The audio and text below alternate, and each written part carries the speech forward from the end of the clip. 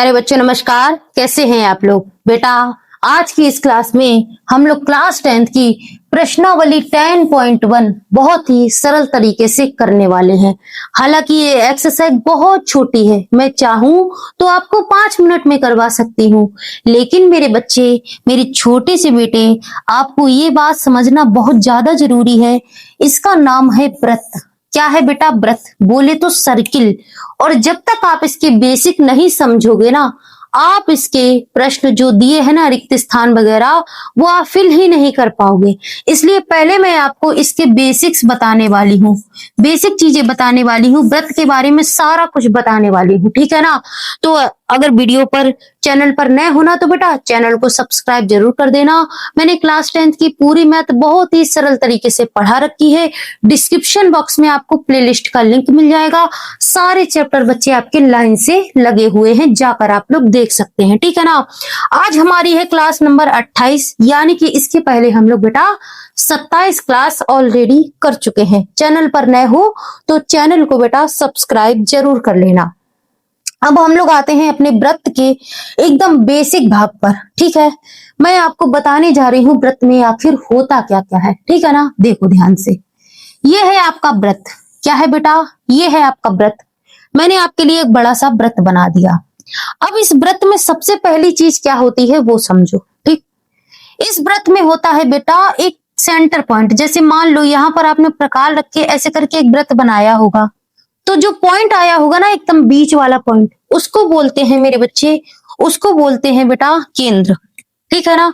उसको बोलते हैं केंद्र। एकदम बीच वाला सेंटर वाला पॉइंट आता है ना, उसको बोलते हैं बेटा मेरे, ये होता है आपका केंद्र, व्रत का केंद्र। क्या हो गया मेरे बेटे? ये होता है केंद्र, ठीक। अब इस केंद्र से ना, इस केंद्र से क्या हो जाएगा?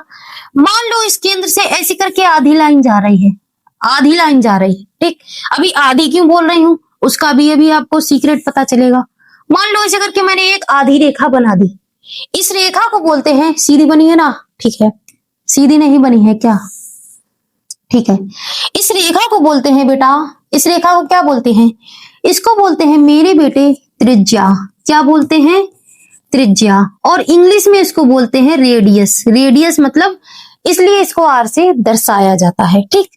अब मैं अगर कहूं कि इस आधी लाइन को मैं पूरा कर दूं, यानी इस आधी लाइन को मैं, इस आधी लाइन को बेटा पूरा कर दूं, यानी कि इसको ऐसा कर दूं, इसको मेरे बेटे ऐसा कर दूं। एक सेकंड, बन नहीं रही है, ठीक।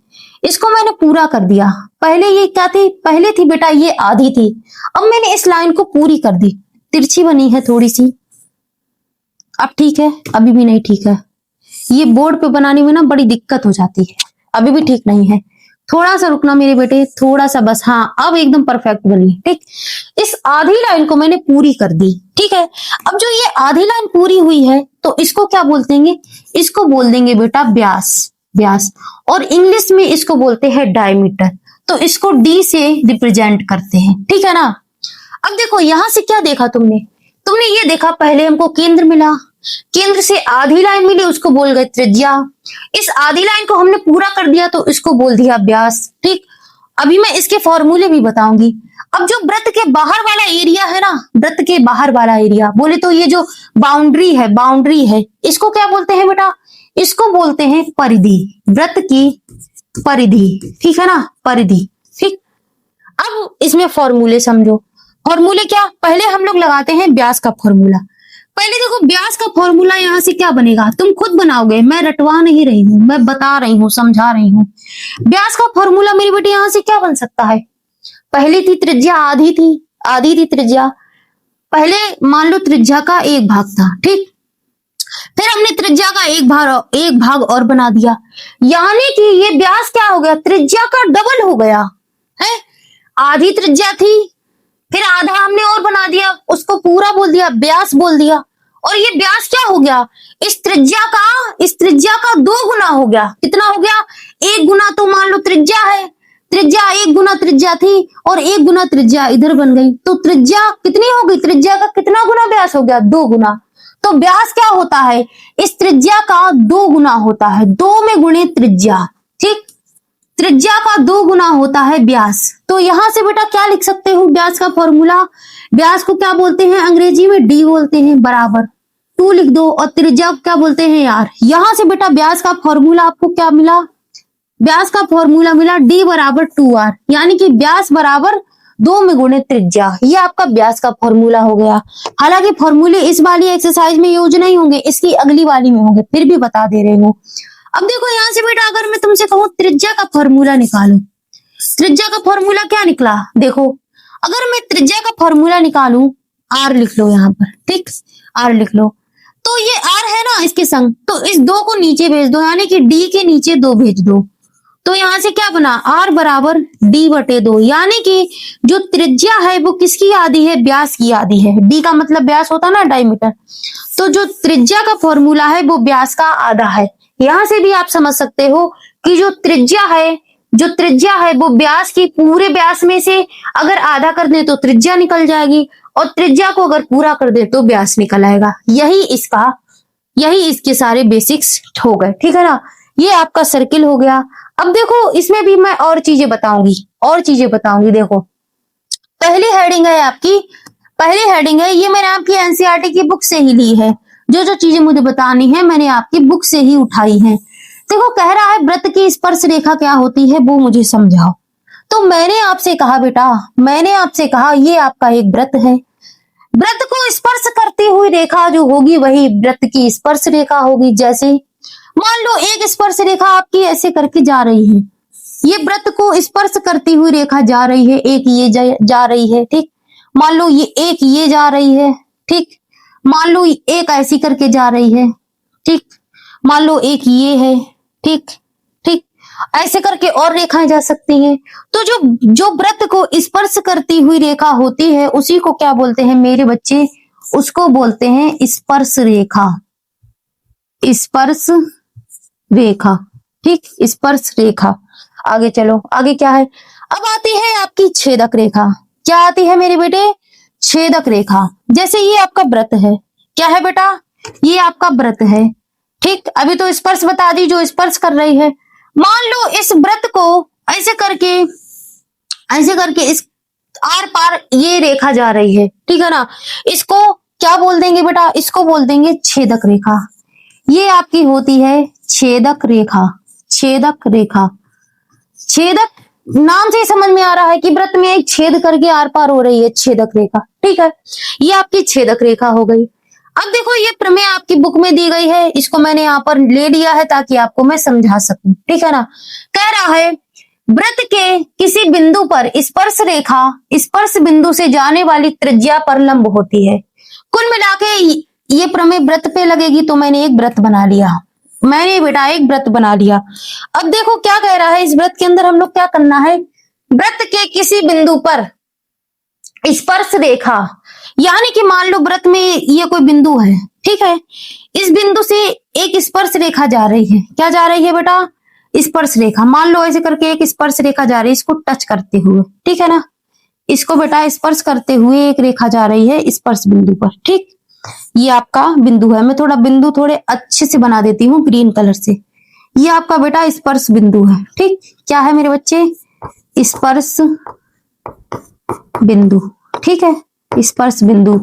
और ये है बेटा आपकी स्पर्श रेखा, ठीक, वेरी गुड। अब क्या कह रहा है कि किसी बिंदु पर स्पर्श रेखा हो गई। स्पर्श बिंदु से जाने वाली त्रिज्या, यानी कि ये जो स्पर्श बिंदु है ना, इससे एक रेखा और जा रही है, उसको बोलेंगे त्रिज्या।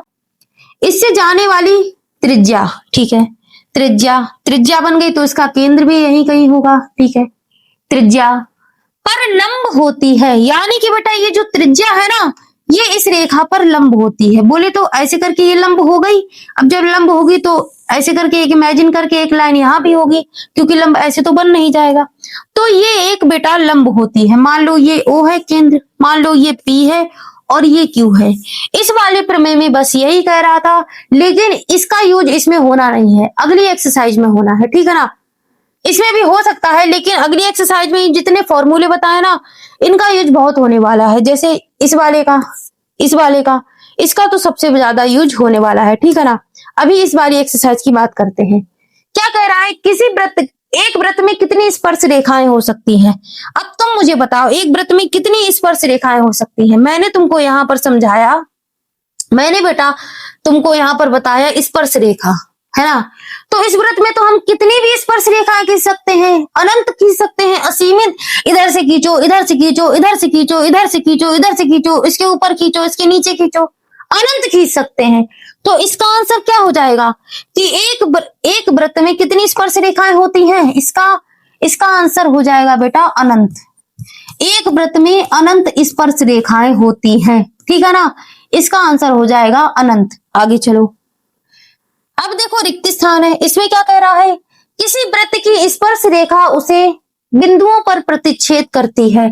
किसी वृत्त की स्पर्श रेखा कितने बिंदुओं पर प्रतिच्छेद करती है। देखो जैसे ये स्पर्श रेखा है, अब मान लो ये वाली स्पर्श रेखा है, ये वाली, तो ये स्पर्श रेखा कितने बिंदु पर स्पर्श कर रही है। देखो एक ही बिंदु पर तो कर रही है ना, ये देखो ये वाली भी एक बिंदु पर कर रही है, ये वाली भी एक ही बिंदु पर करेगी, ये वाली भी एक ही बिंदु पर करेगी।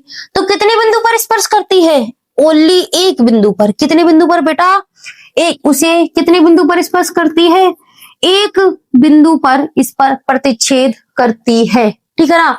किसी वृत्त की स्पर्श रेखा उसे एक बिंदु पर प्रतिच्छेद करती है। आगे चलो, इसमें क्या कह रहा है, वृत्त को दो बिंदुओं पर प्रतिच्छेद करने वाली रेखा को क्या कहते हैं। दो बिंदुओं पर प्रतिच्छेद कर दे। अब जैसे कि ये वृत्त है, ठीक है, इसमें कोई रेखा है, इसमें बेटा कोई रेखा है और दो बिंदुओं पर प्रतिच्छेद कर रही है। जैसे ये रेखा है ना, एक बिंदु पर ये, और ये जो रेखा है एक बिंदु ये है, इसका एक बिंदु ये है, तो कितने बिंदु पर प्रतिच्छेद कर रही है, दो बिंदु पर। और मैंने क्या बताया, छेद करके जा रही है, यानी कि ये छेदक रेखा है, छेदक रेखा है। तो पूछा है वृत्त को दो बिंदुओं पर प्रतिच्छेद करने वाली रेखा को क्या कहते हैं, छेदक रेखा। क्या कहते हैं बेटा, छेदक रेखा कहते हैं, ठीक है। आगे चलो, एक वृत्त की समांतर स्पर्श रेखाएं हो सकती हैं। क्या चीज है, वृत्त बना के देख लेते हैं भैया। क्या कह रहा है, ये वृत्त है, एक वृत्त की समांतर स्पर्श रेखाएं, समांतर यानी कि बेटा एक दूसरे के समान समांतर होनी चाहिए। मान लो एक स्पर्श रेखा ये है, तो इसके समांतर कौन सी, इसके समांतर एक ही तो रेखा खींच सकते हैं ना, इसके समांतर एक ही तो रेखा खींच सकते हैं मेरे बेटे, एक ही तो खींच सकते हैं, एक ही तो खींच सकते हैं। तो एक वृत्त की समांतर स्पर्श रेखा कितनी होती, आमने सामने है तो कितनी हो गई, एक ये है, इसके समांतर ये है दो, तो समांतर में कितनी स्पर्श रेखाएं हैं, दो है ना। तो कितनी खींच सकते हैं बेटा, दो। कितनी रेखाएं खींच सकते हैं, दो खींच सकते हैं, ठीक है ना। स्पर्श रेखा, वृत्त तथा उसकी स्पर्श रेखा के उभयनिष्ठ बिंदु को क्या कहते हैं। अब देखो मान लो जैसे कि ये तुम्हारा वृत्त है, ठीक है। अब इसमें क्या कह रहा है, इसमें क्या कह रहा है, वृत्त तथा उसकी स्पर्श रेखा के, ये वृत्त है, उसकी स्पर्श रेखा ये हो गई, उसके उभयनिष्ठ बिंदु को क्या कहते हैं। देखो जैसे ये है आपका वृत्त और ये है आपका स्पर्श रेखा और इसका बिंदु ये है, तो इसके बिंदु को क्या कहते हैं, स्पर्श बिंदु। क्या कहते हैं मेरे बेटे, स्पर्श बिंदु। क्या कहते हैं बेटा, स्पर्श बिंदु। तो इसका आंसर क्या हो जाएगा, क्या कहते हैं बेटा, स्पर्श बिंदु, स्पर्श बिंदु, ठीक है। आगे चलो, इसको हल कर लो, बहुत ही छोटा सा प्रश्न है, बहुत ही अच्छा प्रश्न है। 5 सेंटीमीटर त्रिज्या वाले एक वृत्त, यानी कि एक वृत्त है, उसकी त्रिज्या है 5 सेंटीमीटर। ये आपका मैंने वृत्त बना दिया, ठीक। इसमें एक बेटा केंद्र होगा, ठीक, एक केंद्र होगा और इसकी त्रिज्या कितनी है, 5 सेंटीमीटर की, है ना। तो मान लो ये आपकी त्रिज्या है ऐसे करके, और ये कितनी सेंटीमीटर की है बेटा, ये है मेरे बच्चे 5 सेंटीमीटर की त्रिज्या है, ठीक। क्या कह रहा है, वृत्त के 5 सेंटीमीटर वाली त्रिज्या वाले एक वृत्त के बिंदु P पर स्पर्श रेखा PQ। मान लो बेटा ये तुम्हारा बिंदु P है, ठीक है, ये बिंदु P है। अब यहां से क्या करना पड़ेगा, देखो यहां से क्या करना पड़ेगा बेटा, यहां से एक स्पर्श रेखा जा रही है, बिंदु P से एक स्पर्श रेखा जा रही है, ठीक, और इसका नाम है, स्पर्श रेखा का नाम है PQ। तो ये P है तो ये Q हो जाएगी, स्पर्श रेखा हो गई PQ, ठीक। PQ केंद्र O ये है, केंद्र O से जाने वाली एक रेखा से बिंदु Q पर इस प्रकार मिलती है, यानी कि O और Q वाली रेखा मिल रही है, O और Q वाली रेखा बेटा मिल रही है, ये दोनों रेखाएं आपस में मिल रही हैं। इस प्रकार मिलती है कि OQ कितना हो जाता है 12 सेंटीमीटर। कितना हो जाता है बेटा 12, ये इसका मान है 12 सेंटीमीटर, इस पूरी रेखा का मान। तो PQ की लंबाई, इस PQ की लंबाई पूछी गई है। ठीक, अब देखो ये तो बन गया, ये बन गया बेटा समकोण त्रिभुज। समकोण त्रिभुज क्या बन गया मेरे बेटे, ये बन गया आपका समकोण त्रिभुज। P को नीचे लिख देते हैं, ठीक, P, ठीक है। ये बन गया आपका समकोण त्रिभुज, क्योंकि इसमें ये वाला जो कोण है ना वो 90 डिग्री का है। अब मैंने आपको त्रिकोणमिति का जब चैप्टर पढ़ाया था उसमें बताया था कि समकोण त्रिभुज में पाइथागोरस प्रमेय लगती है। इसमें लंब है 5 सेंटीमीटर और कर्ण है 12 सेंटीमीटर, तो आधार नहीं निकाल सकते? बिल्कुल निकाल सकते हो, क्योंकि 90 डिग्री के सामने वाला कर्ण होता है। तो कर्ण दिया है, लंब दिया है, आधार की वैल्यू पूछी है, तो यहाँ पर लगा दो, लिखो पाइथागोरस प्रमेय से। पाइथागोरस प्रमेय से, ठीक है। पाइथागोरस प्रमेय से क्या हो जाएगा बताओ जरा, लगा दो। इसमें क्या लगाओगे, क्या होता है, कर्ण का स्क्वायर बराबर आधार का स्क्वायर प्लस लंब का स्क्वायर, ठीक है। इसमें जरा वैल्यू रख दो, वैल्यू रखो यहाँ। कर्ण क्या है, कर्ण है 12 सेंटीमीटर, तो 12 का स्क्वायर कर दो बराबर आधार क्या है PQ, तो PQ को ऐसे ही लिख दो, स्क्वायर चढ़ा दो, प्लस लंब की वैल्यू क्या है बेटा 5 है, उसका स्क्वायर चढ़ा दो। 12 का स्क्वायर होता है 144, PQ का स्क्वायर ऐसे ही लिख दो, 5 का स्क्वायर होता है बेटा 25, ठीक। अब यहां से देखो 144 है ना, ठीक, इस 25 को इधर ले आओ, प्लस का है तो माइनस का हो जाएगा बराबर PQ का स्क्वायर, ठीक है। 144 में से 25 काट दो, 16 में से 5 गया तो 9, 3 में से 2 गया 1, ठीक है। PQ का स्क्वायर, ठीक। अब यहां से इसको हल कर दो, PQ का मान क्या आया, देखो PQ का स्क्वायर है, PQ स्क्वायर बराबर क्या है 119 है, ठीक। यहां से PQ बराबर करेंगे और स्क्वायर हटाएंगे ना तो इधर रूट चढ़ जाएगा 119 और सेंटीमीटर, ठीक। यही आपका आंसर है। देखो 119 में डी, ऑप्शन डी में है 119, ठीक है ना, तो ऑप्शन डी आपका सही है। आगे चलो, एक सवाल और बचा बस। एक वृत्त खींचिए, ठीक है भाई, एक वृत्त खींच देते हैं।